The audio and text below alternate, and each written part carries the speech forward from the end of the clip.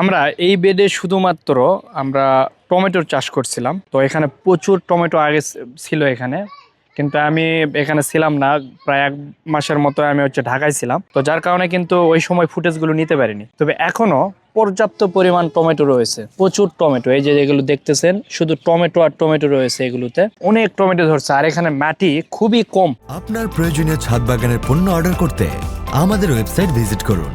মাটিটা রয়েছে এই পর্যন্ত খুবই কম মাটি রয়েছে, অর্থাৎ 2 থেকে 2.5 ইঞ্চি মাটিতে। এই যে দেখেন, এই যে এই পাশগুলো যদি দেখেন, প্রচুর টমেটো ধরে রয়েছে এগুলো। অর্থাৎ এইভাবে আপনারা চাষ করতে পারেন। আর এখন এই মুহূর্তে আমি জানুয়ারির মাঝামাঝি, প্রায় আজকে 12 তারিখ চলতেছে, এই সময় যদি আপনারা আবার টমেটো লাগাইতে পারেন, এটা কিন্তু রমজান মাসে আপনারা এই টমেটোগুলো হারভেস্ট করতে পারবেন। আর রমজান মাসে টমেটোর দাম অনেক বেশি থাকে, যার কারণে চেষ্টা করবেন রমজান মাসের সময় যেন আপনারা নিজ টমেটো খাইতে পারেন, এইভাবে চাষাবাদ করার জন্য।